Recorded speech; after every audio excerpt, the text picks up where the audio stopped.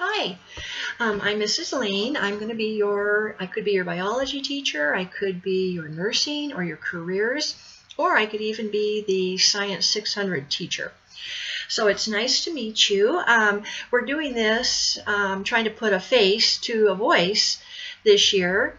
So that's why I'm putting this at right at the very beginning of the course overview that I'm going to be going through with you. So I'm not a native Boisean. I came from California. I have 3 children and I have multiple grandchildren that are now getting older. So my youngest one is now going into 8th grade. So that keeps me busy here. I enjoy reading, I enjoy hiking. I love science, I love biology, I love taking science classes. So just a little bit about me, and I'm certainly very anxious to get to know you too. So like I said, at the very end of this part, I'm going to be going through the course overview for you. Looking forward very much to working with you this semester. I think you'll really like online schooling. So many positive things about it. So nice to meet you, and I'll be looking forward to talking with you. Bye-bye. Okay, so we're going to be looking at the 600B course overview here. Everything is right. You can read it yourself. It'll be right below, but just so, I can clarify anything. And then certainly if you have any questions later, feel free to contact me and I'll try and clarify them to the best of my ability for you. Well, let's see. We have here, all my information, when I'm available, email. Here's the class live link. That's a good thing to see right off the bat. We have a classroom that's available to us really almost 24/7. So, if you have a problem that you need to work with me on, we actually go into this classroom. We can look at lessons together. We can look at websites, from the web together. There's a whiteboard in there. You and I both can actually write on the whiteboard if we need to work together with something. So that'll be an important thing that you'll want to, remember where that class live link is, because that would behoove you really to use that, because from what I've seen in the past, students that use that, really it's been so beneficial to them and they're surprised at just how helpful it can be. So keep that in your mind there, that we have that link to get into our classroom. And remember, that can be for 20 minutes, it can be for 2 minutes. So it's just available whenever we need it, for however long that we need it. Okay, so it's not like you have to get into a class and sit there for an hour or anything. So some of the resources they would like to have you have, I think this is a little bit easier than the 600A. Most of these things can be found right around the home. If for some reason you have something that is missing to you, please let me know and we'll see if we can substitute with something else. For grading policies here, you'll notice here that your daily lessons count for 25% of you notice this unit grade. Projects count for 25% of the unit grade, and quizzes and tests make up the remaining 50% of the unit score. Now what they do is, for each particular unit, they take the lessons, the projects, and the quizzes and tests, and they come up with an overall grade for Unit 1. And then they'll do the same thing for Unit 2 and the same thing for Unit 3, 4, 5.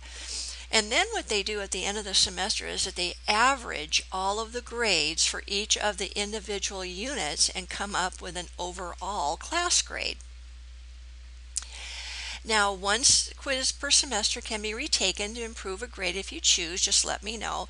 Now, what I would recommend, and this is your quiz to redo at any time you want, but what I would probably put before you just to think about is, if you have a low quiz at first, you might want to hold off on not redoing that one right away.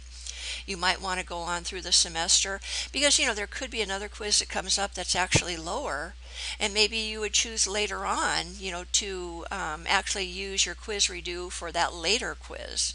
Another thing that I've seen students do is once you have opened a quiz and test, and say maybe there's a computer glitch, or the computer shuts down because it wasn't charged enough, or maybe you get called away. Quizzes and tests don't get reset, so make sure when you go in that your computer's charged, that you've allotted plenty of time to take that particular quiz or test. But for a quiz, rather than using it to actually redo to improve a grade, you might just want to put that quiz redo or reopen off to the side. And if something does come up where the computer does shut down or you are called away, you have that there in your bag of tricks to kind of pull out and say, okay, this is where I'm going to use that redo, and that certainly would be fine. So kind of be thinking, how you would like to use that one quiz per semester that you can actually retake to either improve a grade or just to reopen because there's been a problem. Extra credit work, contact me if you feel like, we can always discuss extra credit work. I usually only give extra credit work if a student has a grade of B or higher. That's just usually. It's not that I'd be more than happy to discuss each individual circumstance with you. But with B or higher, certainly, give me a contact if you'd like to discuss a possibility of improving that grade maybe to an A. If the grade is lower than a B, I usually don't assign any extra credit work to bring a grade up. But again, we can look at each individual student as a separate case and just, bring it up to me and let's go ahead and discuss it and see if there's anything that we can work out. Projects, when you do your projects, as with all of your work, you'll want to put anything you respond back to me, you want to have incomplete sentences, you want to use correct capitalization and punctuation. Now pay particular attention to the instructions given in the assignment. One thing, you don't want to do too little, but another thing, you don't want to do too much. You have enough to do with all your classes here that I know time can somehow have restraints on it, and you don't want to spend 2 hours on something that maybe would have only taken 20 minutes because maybe you had read through it too quickly and didn't really come away with the correct instructions. So be careful, pay attention to the instructions in each assignment. You'll always want to cite your resources here. Everything is here that tells you how to cite your resources. Every time you use not just quote from information that someone else has written, you have to cite your source. So here's a good example, website citation that they're giving credit to somebody else when they have used their information in a report that they've made themselves.